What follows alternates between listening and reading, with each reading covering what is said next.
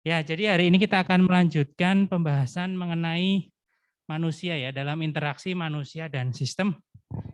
Jadi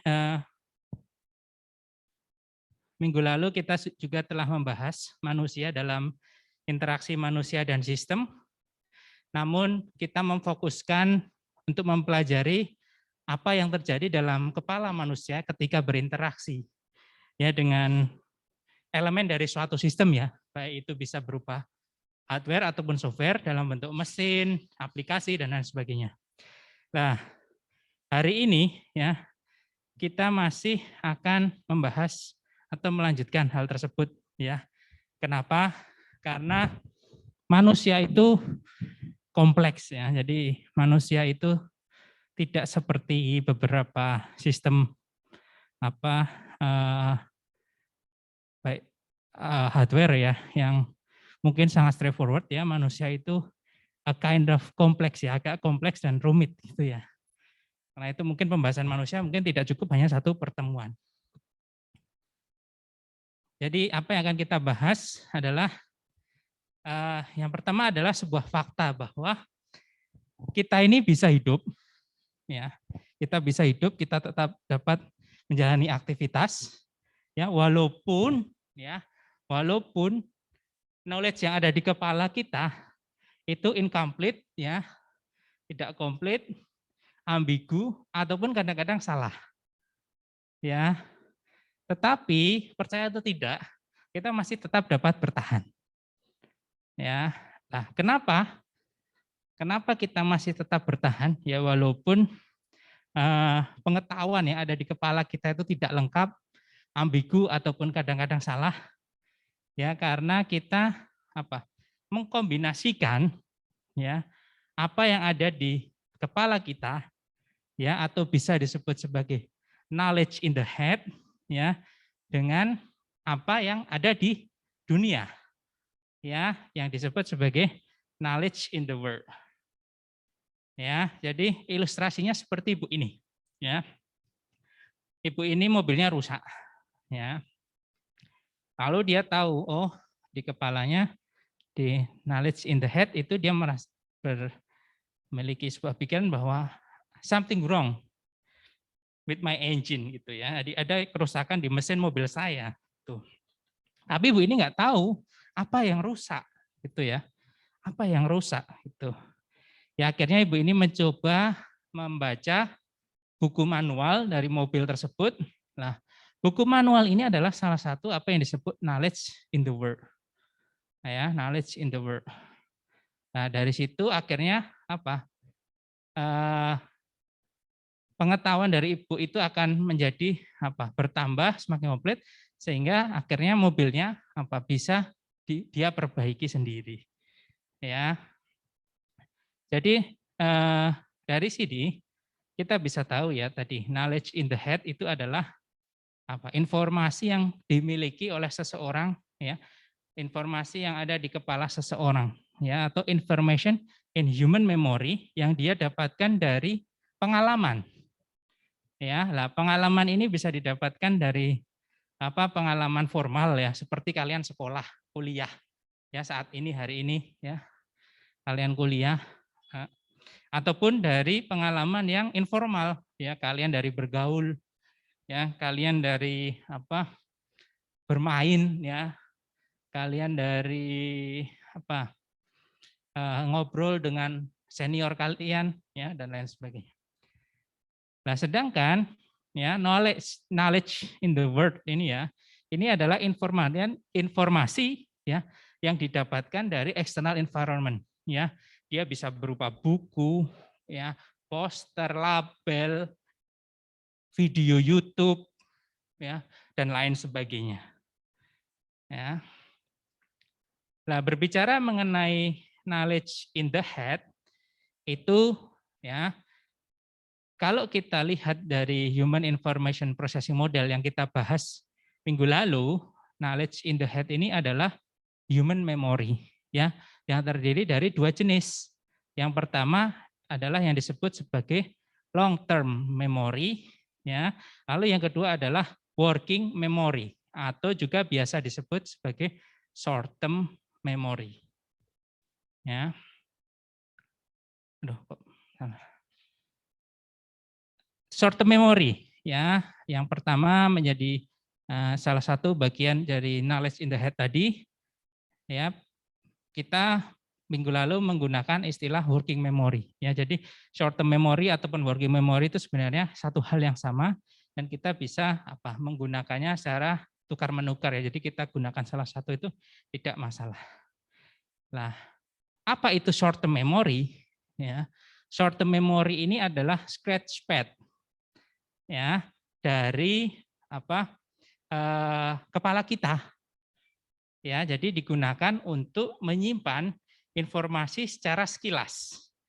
Nah, teman-teman tahu nggak scratchpad ya? Kalau dalam bahasa Indonesia apa kira-kira? Kertas coret-coret ya. Jadi kertas coret-coret itu kalau misalnya kita butuh kita akan cari, kalau kita tulis, lalu kalau sudah nggak kita butuhkan akan kita apakan? Buang ya. Working memory juga sama ya. Jadi semisal kita butuh untuk menyimpan informasi ya secara sementara ya, dia akan menyimpan. Lalu nanti kalau sudah tidak diperlukan atau dia tidak diproses lebih lanjut, dia akan hilang. Ya, jadi itu adalah short term memory. Nah, sekarang untuk mengilustrasikan apa yang terjadi di short term memory, saya minta teman-teman mengkalikan 35 kali 6 ya, tanpa menggunakan pensil dan kertas. Jadi hanya di kepala kalian. Ya, silakan. 35 kali 6.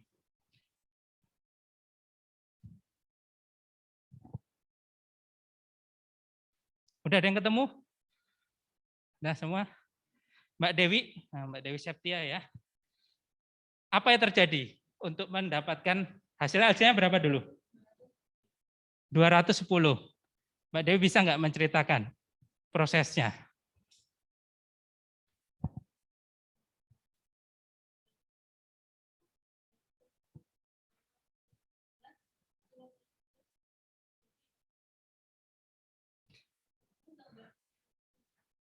Ya, jadi Mbak Dewi pertama mengalihkan 30 kali 6 dulu.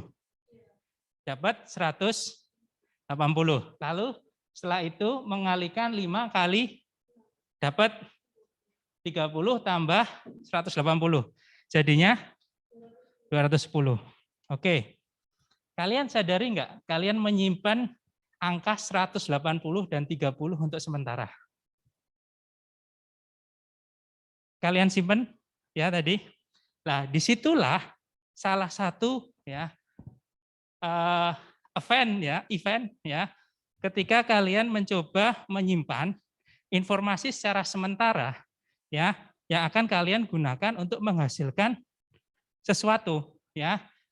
Menghasilkan sesuatu di sini menghasilkan perkalian antara 35 kali 6 ya yaitu 210. Jadi kita pertama misalnya kalau saya 5 kali 6 yaitu 30. Oke, saya simpan ya, saya taruh angka 30 itu di short term memory saya. Ya, lalu 30 kali 6 saya simpan lagi ya 180. Lalu saya proses dua informasi tersebut 180 ditambah 30. Akhirnya jadi 210 ya. Tetapi ya ini tadi angkanya mungkin masih yang sesuatu yang familiar ya. Tapi kalau angka yang tidak familiar itu bisa jadi nanti ya angka yang kita simpan tadi 30 dan 180 itu bisa jadi hilang ya karena kita tidak digunakan lagi. Karena kenapa? Karena informasi tersebut kita simpan di short term memory kita yang merupakan scratchpad ya atau lembar coret-coret tadi ya. Itu adalah salah satu contoh ya penggunaan dari short term memory. Nah, secara lebih detail ya, short term memory itu adalah memori yang menyimpan most recent experience. Most recent experience ya. Kalau tadi misalnya kita bicara perkalian ya, yang paling recent experience-nya Itu salah satunya misalnya angka 30 dan angka 180 ya. Lalu yang lain, misalnya tadi di contohnya Mbak Diajeng ya, cerita keran ya, keran yang ngidupin shower sama keran untuk ngidupin pancuran ya ke bawah. Nah, kita kan tadi salah ya, pertama mau ngidupin pancuran, mau ngidupin shower apa pancuran tadi? Mau ngidupin shower tapi ngidup pancuran. Nah, kesalahan itu kita simpan ya untuk sementara. Ya, nah, di sini kita menyimpannya di mana dulu? Di short term memory atau working memory. Ya. Lalu short term memory juga digunakan untuk menyimpan apa? Material that is currently being taught. Ya, material yang kita apa? Baru pikirkan ya. Tadi misalnya perkalian tadi ya, salah satunya. Ya. Hal-hal lain yang sedang kita pikirkan itu juga biasanya disimpan ya sementara di short term memory. Short term memory ini dapat diakses secara cepat. Ya, jadi kalau kita nyimpan ya angka 30 dan 180 ya. Pertama nyimpan angka 30 ya, lalu nyimpan angka 180, selang tidak berapa lama kita bisa merecall kedua angka ini lagi. Ya, dengan cepat. Ya. Karena kenapa? Karena memang short term memory bisa diakses secara cepat. Ya.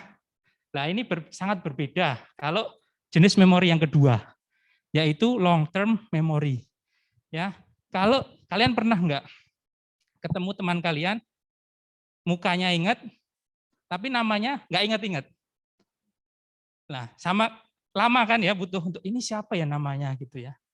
Lah kenapa itu lama? Karena nama itu kalian simpan di long term memory. Ya, jadi kalian butuh waktu lebih lama untuk mengakses informasi tersebut. Namun demikian, ya, walaupun short term memory ini bisa diakses ya dengan cepat, ya, bisa diakses dengan cepat. Bisa diakses dengan cepat. Informasi yang ada di short term memory ini hilang juga dengan cepat. Ya, misalnya kalau saya tadi nanya angka berapa yang disimpan, ya, bisa jadi kita tadi berapa ya? Kita bisa sudah tidak kita simpan lagi di memori yang long term sehingga dia hilang. Ya, angka 30 dan angka 180. Ya, tapi mungkin karena itu angka yang umum, maka dia biasanya lebih long lasting gitu. Tapi kalau informasi yang lebih kompleks, misalnya ya, ini saya ceritakan juga minggu lalu, kita dikasih nomor handphone. Ya, kita dikasih nomor handphone. Ya, misalnya nomor handphonenya Mbak Khairunisa 081345 sekian gitu ya. Oke, saya dikasih, tapi nggak saya catat, gitu. Saya ingat, ya. Itu saya simpan dulu di working memory, ya. Tetapi tidak saya lanjutkan, saya proses gitu sampai rumah saya lupa berapa ya nomornya tadi, ya 08 berapa ya, hilang informasi tersebut. Lah kenapa? Karena dia masih kesimpan di short term memory, ya. Karena dia akan sangat cepat untuk hilang, ya informasi yang disimpan di short term memory. Lalu yang lain ya terkait dengan short term memory ya, saya ceritakan juga minggu lalu ya. Analogi dari short term memory adalah RAM ya. Kalau kita bicara komputer adalah RAM ya. Jadi kalau di komputer itu ada dua jenis memori ya. Kalian tahu? Yang satu apa? SSD ya kalau anak sekarang ya. Karena kalian lahir sudah langsung ketemu SSD ya. Yang lain itu ada yang ada disknya itu ya. Hard disk ya, hard disk yang model lama ya. Lah itu either SSD atau hard disk yang model lama yang masih ada disknya itu biasa bisa kita sebut kalau orang Indonesia hard disk ya, atau dalam bahasa Inggris namanya hard drive ya. Lalu memori yang lain itu adalah RAM ya. Mas Akmal laptopnya berapa RAM-nya? 16. Mbak Khairunisa 8. Mbak, karena nggak rehearse jadi hilang. Nah, bentar Mbak Kimi mencoba merecall ini. Pak, nyerah. Siapa Mbak? Mohon maaf. Mbak Dila, Fadila, Ata ya. Saya ingat Atanya itu. Cuma Fadila yang RAM-nya berapa? 8 ya. Oke, Mas Akmal 16, Mbak Dila 8, Mbak Khairunisa 8.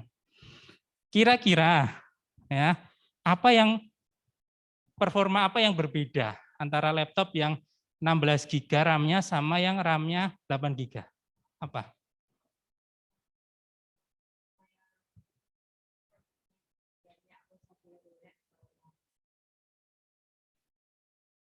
Jadi nggak bisa buka software yang terlalu banyak ya dalam satu waktu. Oke, berarti kemungkinan besar punya Mas Akmal lebih banyak ya.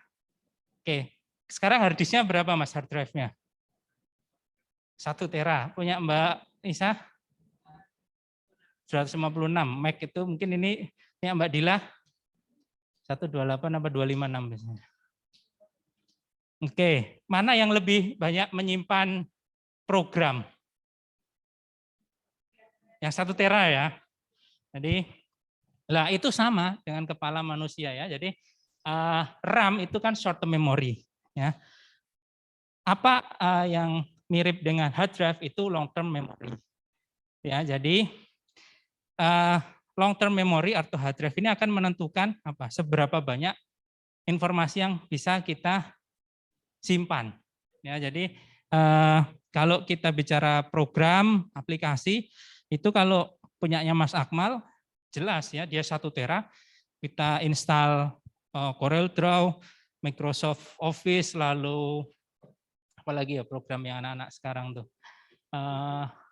Apa Mbak? Apa itu? Yang kalian udah inventor udah ya? Di gambar teknik ya? Oh, Fusion ya Melan ya? Ya. Adobe Fusion, lalu misalnya lebih banyak lah itu ya. Nah, kalau yang 128 mungkin yang pada pakai Mac itu mungkin kita nginstal beberapa aja udah penuh gitu ya. Jadi akhirnya harus banyak dikorbankan ya. Tetapi ya itu tidak membuat misalnya semakin besar RAM-nya, semakin besar hard drive-nya, itu tidak lantas membuat kemampuan laptop tersebut untuk menjalankan aplikasi dalam satu waktu itu akan meningkat ya, karena itu tergantung dari RAM-nya ya. Jadi punyanya Mas Akmal ini udah hard disk-nya besar, RAM-nya besar ya. Jadi dia udah bisa nyimpan program yang banyak dan dia juga bisa menjalankan program dalam satu waktu ya dalam jumlah yang banyak. Ya, jadi itu ya kurang lebih analogi dari short term memory ya dengan RAM ya, RAM dari komputer. Nah, kalau kita lihat ya ya short term memory itu ada di sini ya di HIP model kemarin. Lalu ya short term memory ini memiliki batasan ya, kapasitas yang sangat terbatas. Oke, kalian tadi saya tanyakan 35 kali 6 dengan cepat, Mbak Dewi bisa cerita hasilnya 210 ya.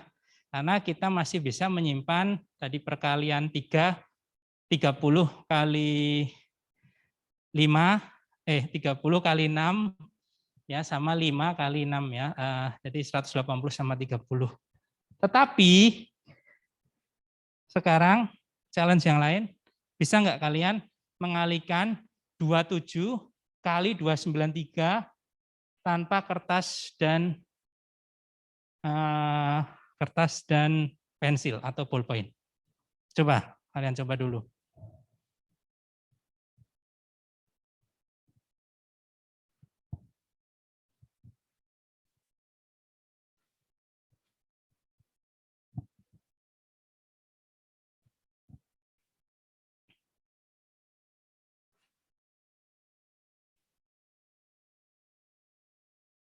Yang di rumah juga boleh loh mencoba. Ya, 27 kali 293, tetapi tidak boleh pakai kertas sama pensil. Jadi cuma pakai kepala kalian. Mas Faruk 7911. Lalu siapa lagi tadi? Mas Dimas 611. Yang di sini ada yang bisa? Mbak Dewi? Enggak. Mbak Dila? Mbak Helen? Hah? Bisa, tapi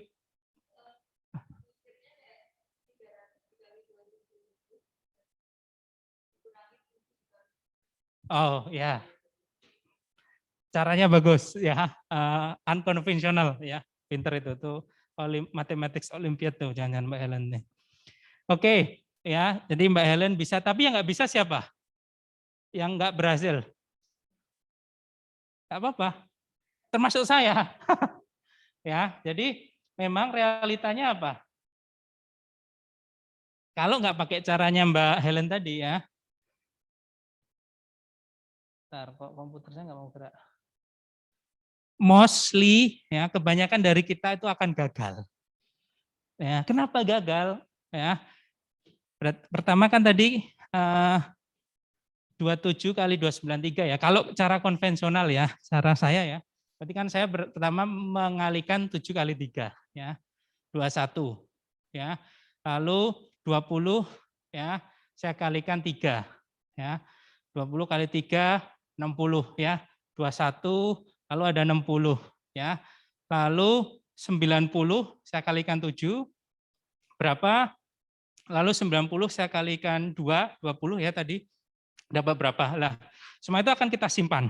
Ya, kita simpan. Dan ternyata apa? Kita nggak mampu menyimpan semuanya. Ya, mostly sebagian besar orang itu nggak mampu. Ya, kenapa? Karena short term memory kita, working memory kita itu terbatas. Lah, berapa kebatasannya yang mampu kita? Lah, nanti akan saya coba jelaskan ya setelah eksperimen yang lain. Ya. Nah, gimana biar bisa berhasil untuk mengalihkan ini? Ya kebanyakan orang, ya kecuali caranya Mbak Ellen tadi ya, itu kita butuh scratch pad yang real, ya kita butuh kertas coret-coret, ya. Jadi kita akan menyimpan 3 kali 7, 21, lalu 3 kali 20, 60 itu kita simpen, apa kita catat semua. Lalu ketika semuanya udah kita kalikan, kita jumlahkan. Ya, jadi ada scratch pad real ya yang akan membantu apa working memory kita sehingga working memory kita itu bekerjanya memang sesuai kapasitasnya ya sesuai kapasitasnya. Nah scratch pad real tadi itu bisa kita sebut apa another apa knowledge in the world ya apa ilmu apa atau informasi ya yang ada dari external environment ya. Jadi ini salah satu eksperimen yang menunjukkan keterbatasan dari short term memory kita. Ya ini tadi jadi karena short term memory kita terbatas, maka kita perlu bantuan knowledge in the world tadi, yaitu scratch pad di kertas dan biasanya dua hal ini ya sudah cukup ya untuk menghandle apa day to day ya. Jadi kebutuhan pengambilan keputusan kita sehari-hari ya. Lalu eksperimen yang lain ya. Sebentar. Jadi kalian akan saya tunjukkan angka ya. Tetapi kalian nggak boleh mencatat. Ya. Yang di rumah juga ya. Kalian nanti saya beri waktu sekitar 5 detik. Ya, setelah itu angkanya akan hilang. Ya. Lalu ketika nanti saya bilang kalian boleh mencatat, kalian baru boleh mencatat angkanya. Ya. Oke, saya tunjukkan angkanya. 1, 2, 3, 4, 5. Oke.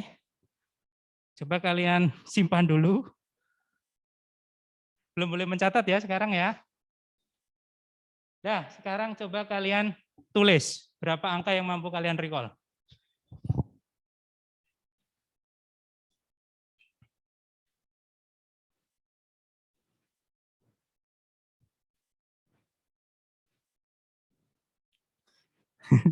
Mas Dimas ini bisa semua. Wah, beneran nggak nih, Mas? Kalau salah berarti tipu lagi, Pak. Oke. Ya. Kalau beneran bisa berarti Mas Dimas ini superb. Ya. Oke. Mbak Fani, dapat berapa?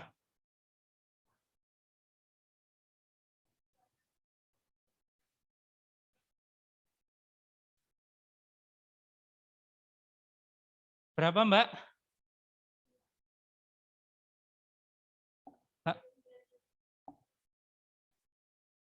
85? Woi, betul semua ya? Sekali lagi, Mbak, coba.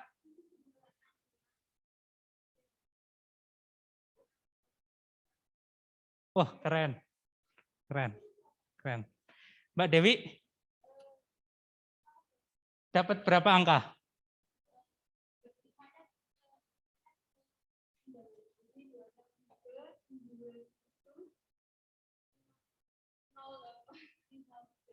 Berarti kan 1, 2, 3, 4, 5, 6, 7, 9. Berapa? 9 angka ya? 9 angka ya. Berarti ada yang missing. Ini kayaknya berapa? 1, 2, 3, 4, 5, 6, 7, 8, 9, 10, 11. 12 ya, ada 12. Oke, Pak Helen? Salah 3 digit terakhir, berarti 9.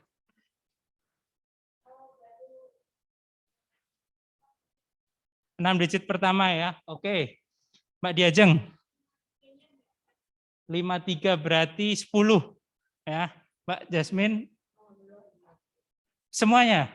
Oke. Mbak Dila. 7 digit pertama. Mas Akmal. 2653 sama 853. Oke. Yang di rumah gimana? Pada betul semua? Ada yang betul semua? Mas Dimas ya, RAM-nya gede, SSD-nya agak kurang. Ini kalian nggak kelihatan ya?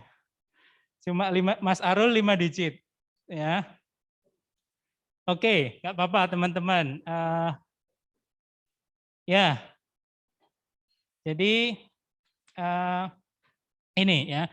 Kalau kalian itu bisa menghafal at least 5 ya dari tadi, dari angka sampai 9, ya berarti kalian average. Artinya apa? Orang-orang di dunia itu batas bawahnya itu 5 lah. Lalu batas atasnya itu 9. Ya. Jadi kalau kalian lebih dari itu berarti kalian memang termasuk yang luar biasa dan make sense. Ya, anak-anak TI itu salah satu anak-anak yang pinter-pinter ya di UGM ini ya, maksudnya paling sulit. Jadi make sense kalau kalian bisa sampai di atas 9. Ya cuma saya pun mungkin hanya 5, 6 ya.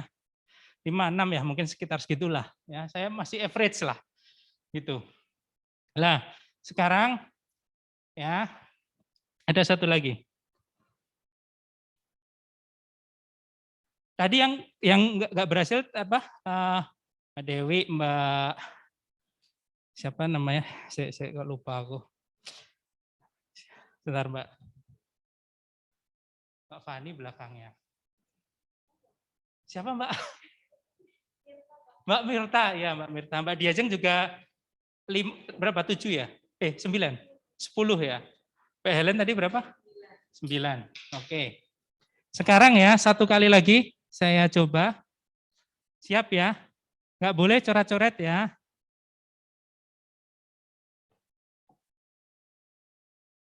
1, 2, 3, 4, 5. Oke. Bentar. Ya, sekarang tuliskan.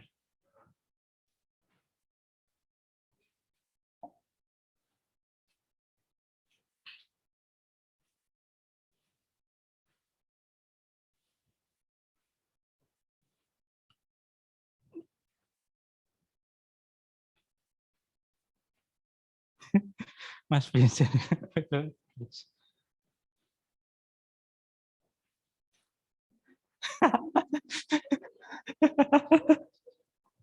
Oke. Mas Aidil membenarkan ya.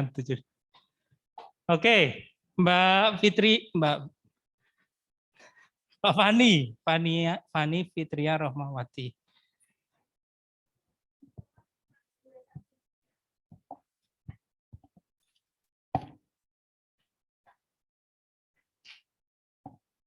Empat lima satu.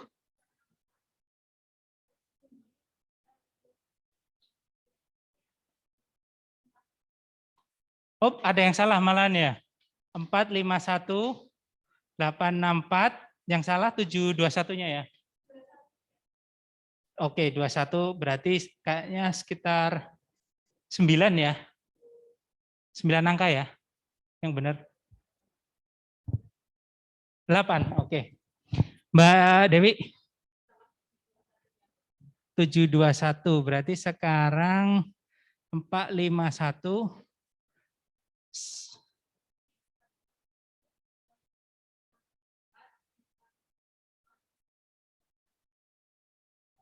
364. Oke, ya. Mbak Ellen? 364-nya lupa. Ya. Mbak lupa lagi. Aduh, kok buruk sekali sih saya. Mirta ya? Ya, Mbak Mirta. Alhamdulillah.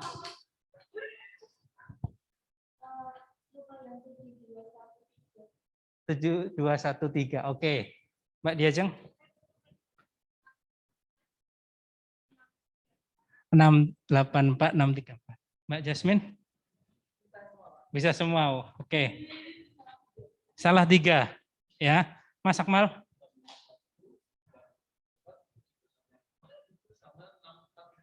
643. Oke. Ya. Yang di rumah? Mana? Lebih baik apa lebih mudah ya? Lebih mudah atau lebih buruk dari yang pertama? Yang di rumah?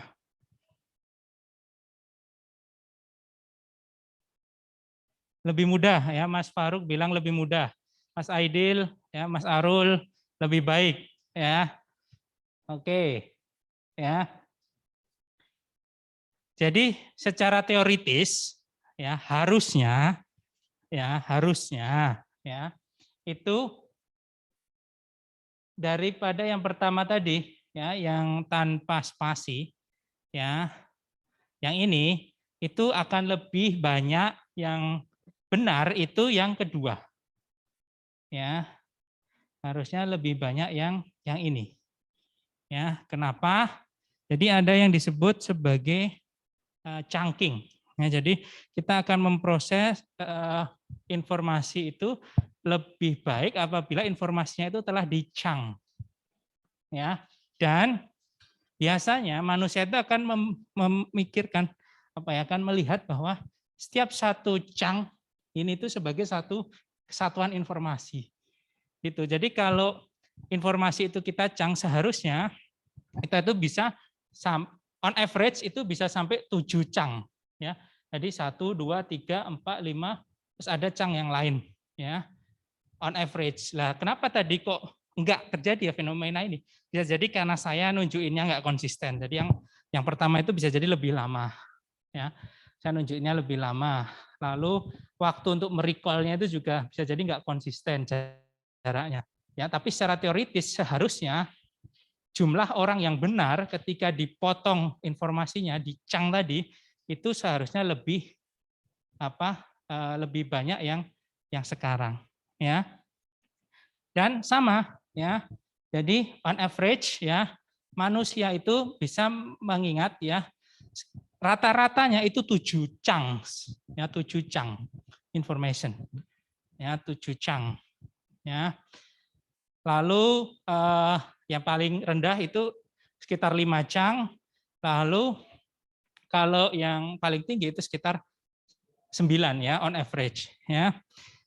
Nah, kalau ini kan setiap ini kita lihat sebagai satu chunk ya. Ini satu chunk, lalu sebelahnya ini satu chunk, sebelahnya ini satu chunk. Tetapi kalau dia nggak dibagi-bagi tadi, ya nggak di-chunking ya, seperti ini, maka satu angka ini akan kita kita persepsikan sebagai satu chunk ya.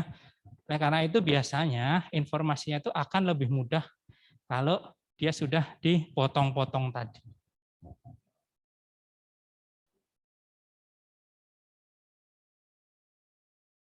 Nah, jadi chunking ya kurang lebih itu dapat meningkatkan kapasitas ya secara tidak langsung ya, itu seperti meningkatkan kapasitas short term memory kita ya, tetapi ya masih dalam batasan sampai 7 tadi ya, 7 chunking itu ya on average manusia itu yang mampu dihandle informasinya.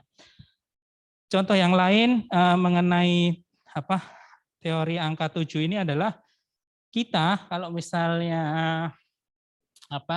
mengingat step-step penggunaan mesin, penggunaan apa itu paling banyak 7 ya on average. Jadi kalau lebih dari itu kebanyakan dari kita akan fail ya, misalnya ada mesin yang dioperasikan dengan 12 step, dengan 14 step ya. Kalau kita diminta mengingat semuanya itu mostly sebagian besar orang akan fail ya. Maka kalau kita bicara nanti redesign mesin ya atau produk yang lain ya, kita upayakan bahwa stepnya itu kurang dari 7 ya, tidak lebih. Kalau misalnya lebih ya kita harus memprovide apa yang disebut knowledge in the word.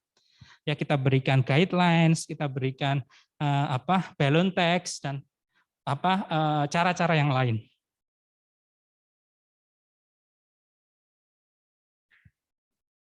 Nah, ini ada satu video ya yang mungkin penjelasannya lebih much better dari saya. Saya coba putarkan ya.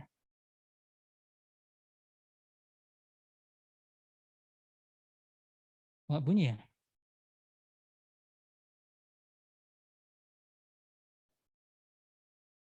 Oh, bentar.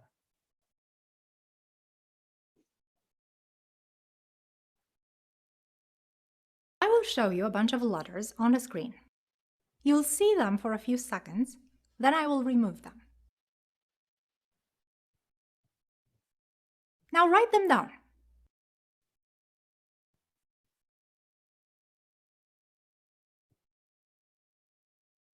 Sudah ditulis ya. Kalau belum nggak apa-apa. How many did you remember? If you're like most people, it's probably about 7 plus or minus 2.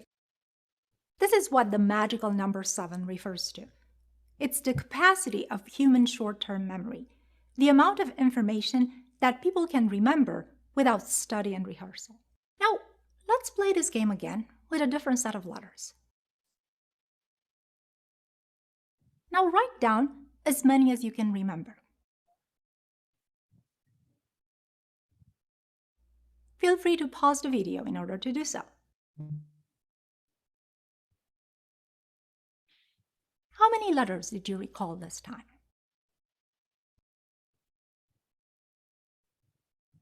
Most people remember around 7 words in experiments like this. That means about 3 times 7 equals 21 letters. A lot more letters than in our first experiment. Why is that? How come the size of your short-term memory suddenly got bigger? Back in the late 1950s, the psychologist George Miller reviewed several studies of human memory and noticed that in all of them, people could remember 7 plus or minus 2 items. Hence the magical number 7 plus or minus 2, the title of his paper. But for Miller, this wasn't the interesting part. This being the era of information theory, he was fascinated by the fact that the unit, the type of items that could be remembered, was different in different studies. In some studies, people remember 7 letters, in others 7 numbers or words. Thus, he figured that the capacity of short-term memory shouldn't be measured in bits, the traditional unit for information, but rather in meaning units called chunks. And these units could be as big as one would want. So that means you can increase the size of your short-term memory as long as you group items into meaningful chunks. Characters into words, words in sentences, digits in numbers, and so on. A process known as chunking. It's a principle that you may have encountered before when you try to memorize information. Now, keep in mind, the major implication of the magical number 7 is that you can expect people to keep roughly 7 items of information in their short-term memory. So they won't remember things like random coupon codes, links that they may have visited before, password requirements, or lots of instructions. Now, the magical number 7 is often invoked as an argument in UX wrongly.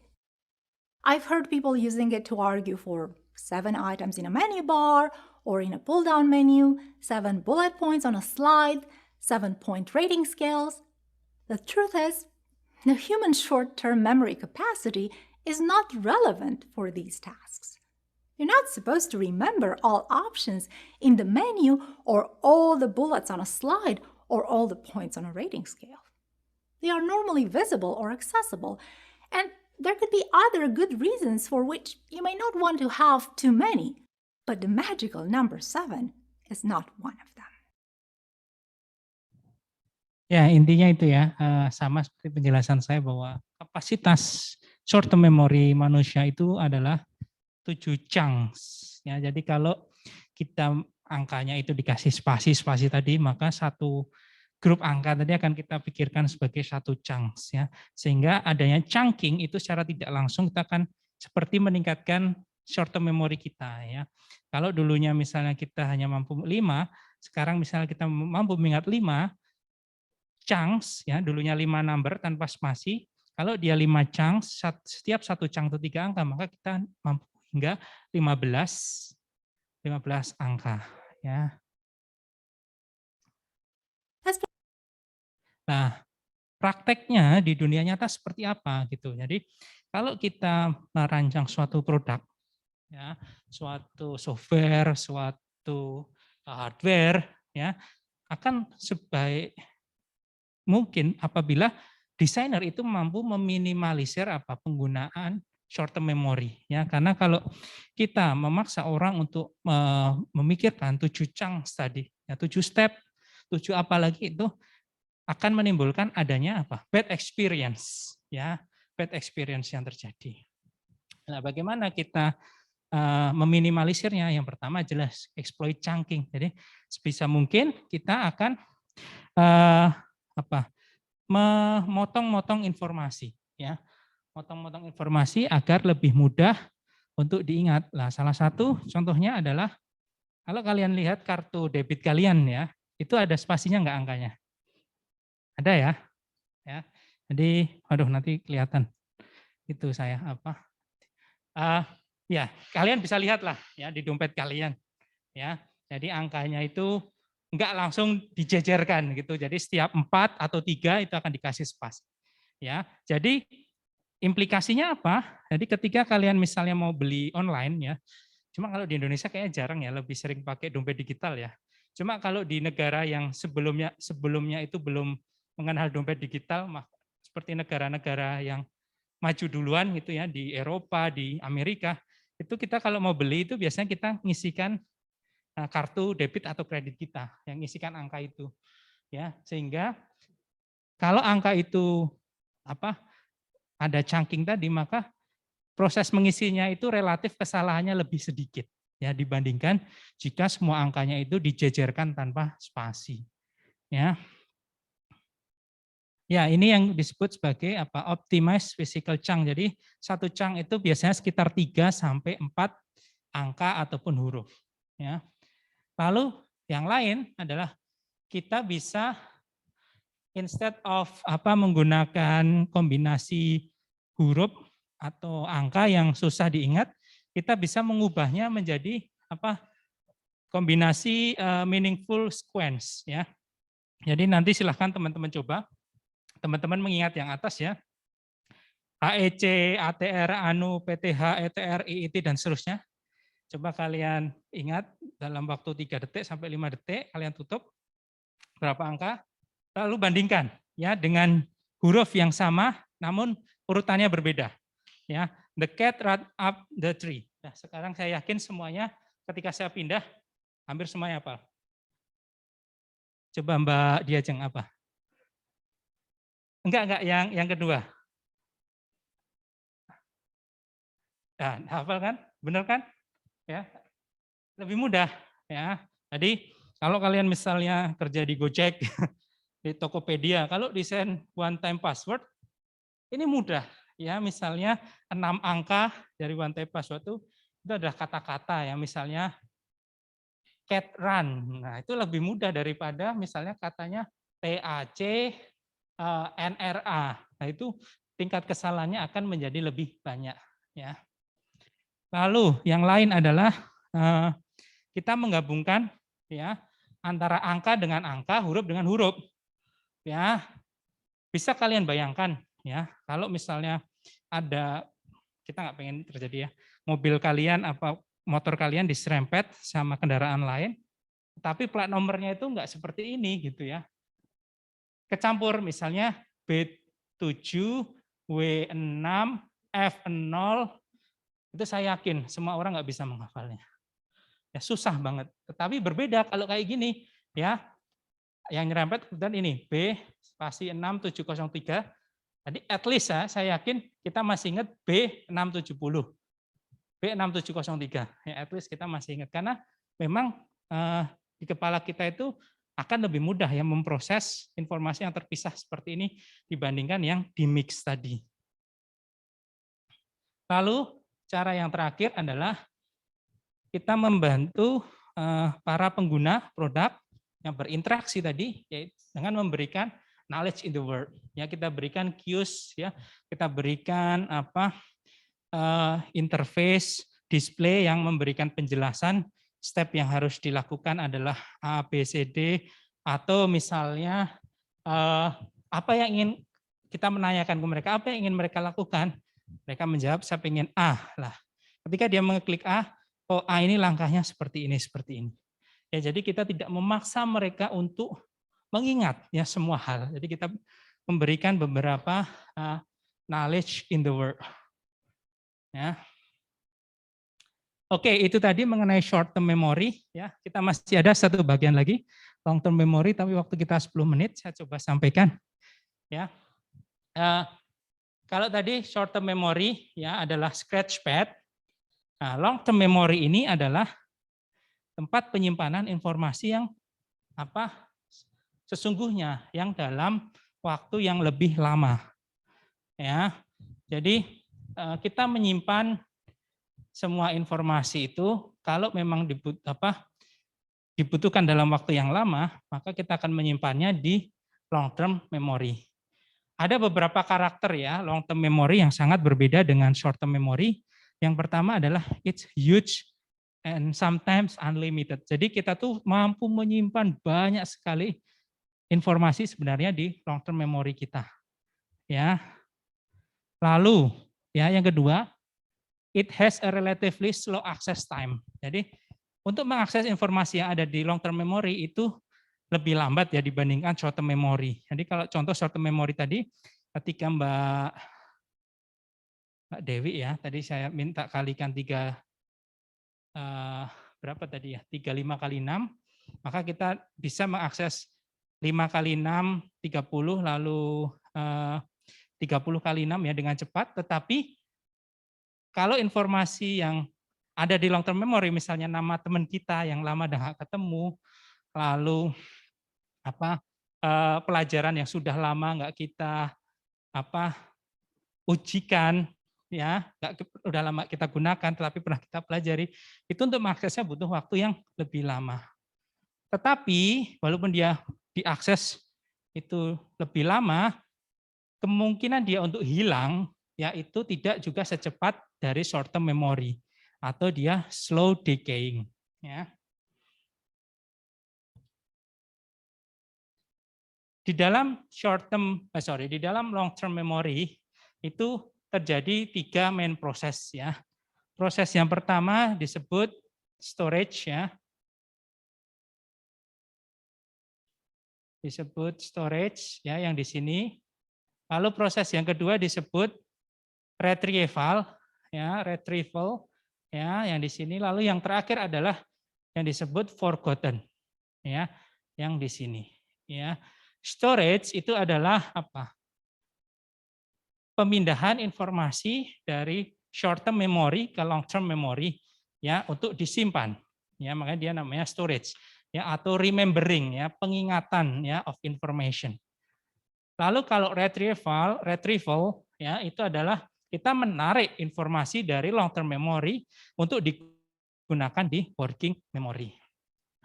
Kalau forgetting itu apa? Lupa ya. Jadi informasi yang ada di long term memory itu hilang. Ya.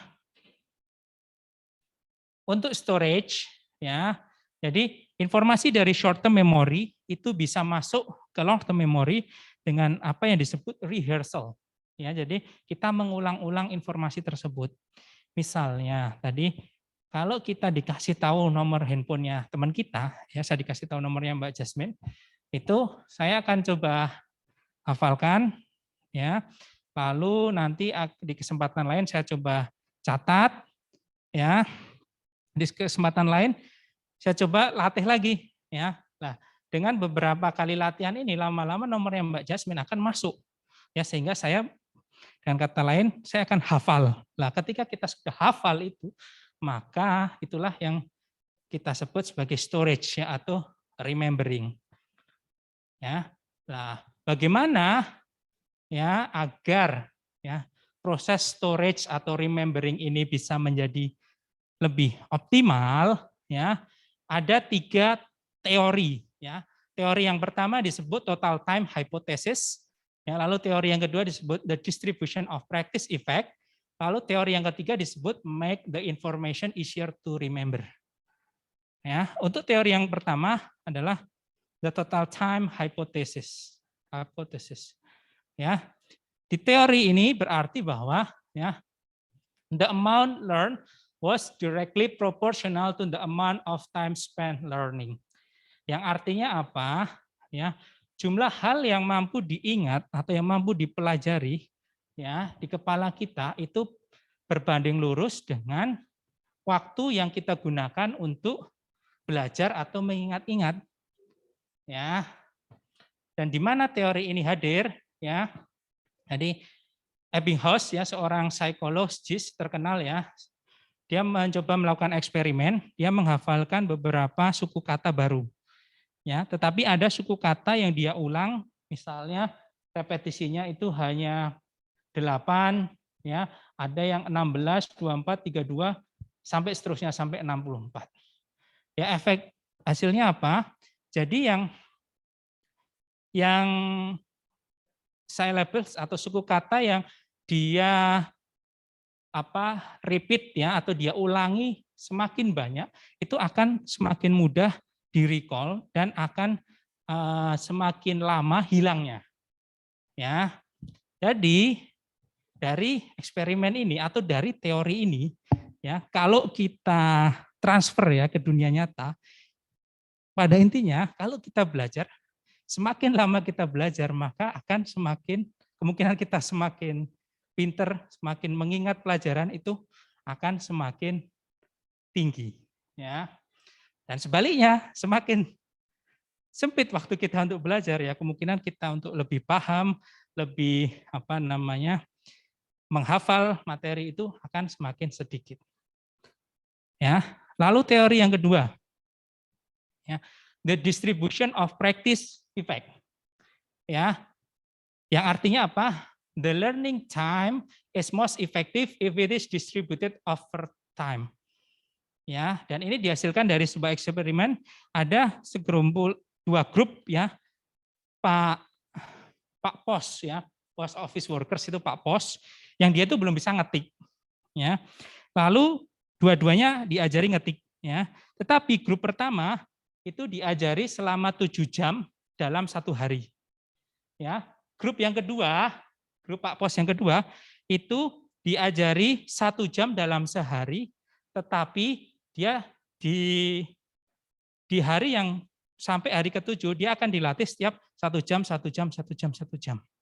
Dan hasilnya apa?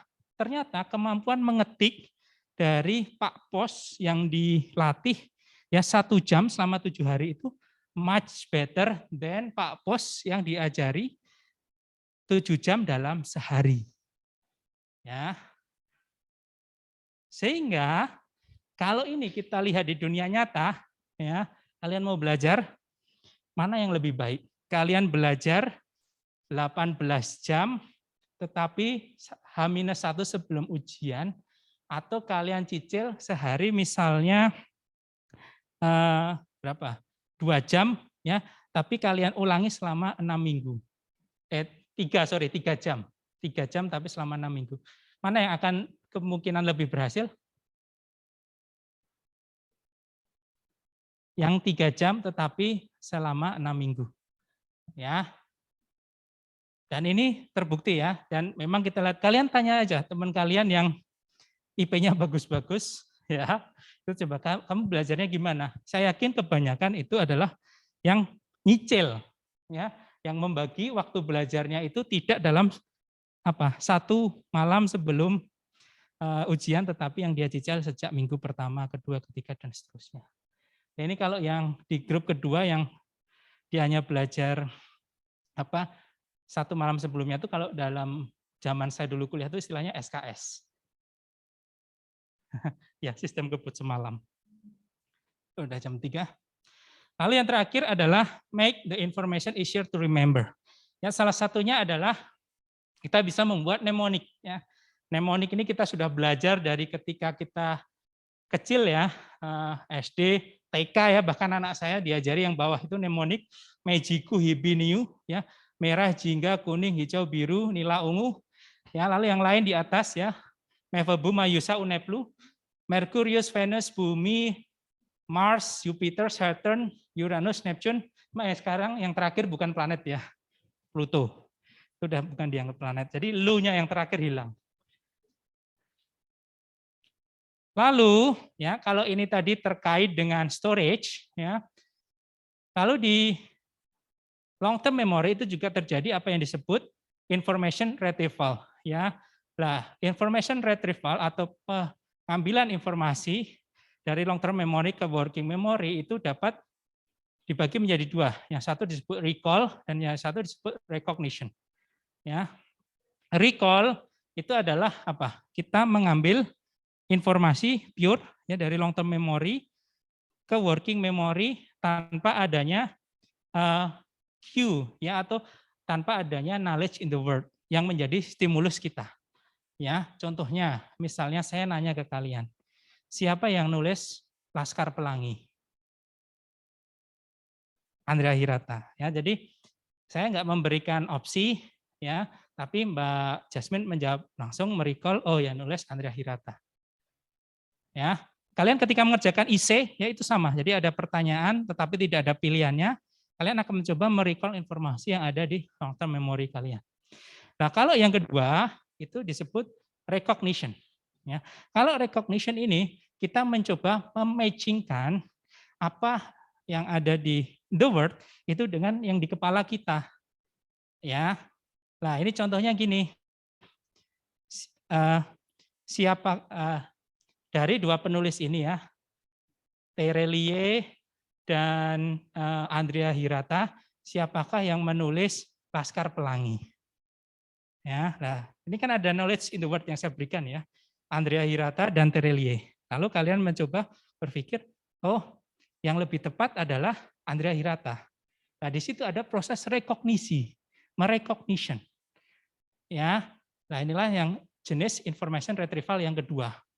Contoh lain adalah ketika kalian mengerjakan soal multiple choice. Ya. Jadi ada 4 opsi, lalu di kepala kalian akan mencoba memilih mana yang paling make sense.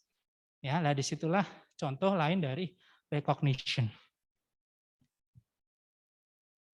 Lalu yang terakhir adalah decaying dan interference yang merupakan proses yang disebut forget, ya, lupa, ya, hilang, ya, hilangnya informasi dari long term memory. Ya, jadi long term memory itu informasi yang ada di situ bisa hilang dengan 2 cara. Yang pertama disebut decaying, lalu yang kedua interferencing. Decaying, informasi ini punah, hilang ya karena tidak pernah kita pakai, ya tidak pernah kita retrieve. Ya, kita pernah belajar sesuatu di masa lampau tapi nggak pernah kita pakai, akhirnya kita nggak bisa lagi ya karena sudah hilang, sudah decay. Ya. Lalu yang kedua adalah interferencing. Ya, ada informasi lama yang sudah kita simpan, tetapi dia itu hilang karena ada informasi baru yang sejenis. Sudah saya jelaskan minggu lalu, contohnya adalah nomor handphone. Kita ganti nomor handphone, ya. Nomor handphone kita yang lama itu lama-lama akan terlupakan karena kita punya yang baru. Nah, ini seperti kalian punya yang baru, terus yang lama dilupakan. Oke, yang terakhir, yang menarik, tetapi kadang-kadang, ya, secara tidak sadari, ya, itu ada yang disebut dengan proactive inhibition, ya, proactive inhibition, ya. Jadi proactive inhibition itu adalah kalian mencoba meretrieve sebuah informasi, ya, tetapi yang kalian inginkan itu seharusnya informasi baru, tetapi yang berhasil ditarik itu ada informasi lama. Ya, contohnya, ya, kalian punya nomor handphone yang baru, tapi kalian ketika diminta ngisi di belangko, yang kalian tulis nomor HP yang lama. Ya, atau kalian pindah kos, ya, dari kampus mau ke kos yang baru, tapi kalian malah naik motor ke kos yang lama secara tidak sadar. Ya, itu disebut sebagai proactive inhibition. Nah, kenapa itu bisa terjadi? Ya, jadi saat kita mencoba meretrieve, ada attention yang tidak memberikan energi, yang tidak membantu memilah informasi, yang tidak mengarahkan ke informasi yang baru. Ya, attention ini yang tidak ada, akhirnya yang ke recall ada informasi yang lama tadi. Lah itu mungkin lalu kenapa kok kuliah hari ini hanya knowledge in the head, ya, mostly. Nah, kapan kita belajar knowledge in the world? Ya, insya Allah minggu depan kita akan belajar mengenai benda, produk, hardware, software yang akan berinteraksi dengan manusia, yang merupakan salah satunya adalah knowledge in the world. Ya, jadi hari ini memang kita fokuskan hanya knowledge in the head. Lalu untuk minggu depan no assignment. Tapi kita akan punya kuis. Ya, makanya itu teman-teman kita minta mengisi survei kuis. Ya, kuisnya asinkron. Jadi saya tidak akan kumpul di Zoom dan lain sebagainya. Silahkan kalian kerjakan sendiri-sendiri. Waktunya 10 menit. Materinya itu dari pertemuan kedua sampai ketiga. Jadi HIP, Human Information Processing Model, sekaligus materi hari ini. Ya, soalnya ada kemungkinan besar 15 sampai 20, waktunya 10 menit, open book. Tapi nggak boleh kerjasama. Oke, mungkin kuliah kita sampai di sini, molor 5 menit, mohon maaf. Ada pertanyaan nggak teman-teman? Pilihan ganda, pilihan ganda. Pilihan ganda. Jadi kalian akan menggunakan jenis information retrieval apa? Recall atau rekognisi kalau pilihan ganda? Rekognisi. Ya. Nggak ada pertanyaan? Yang di rumah?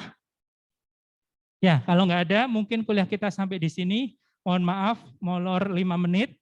Semoga teman-teman tetap sehat, tetap semangat. Sampai ketemu minggu depan. Jangan lupa, nanti di entah hari Kamis atau Jumat, nanti saya lihat yang paling banyak suaranya, nanti akan kita gunakan untuk kuis.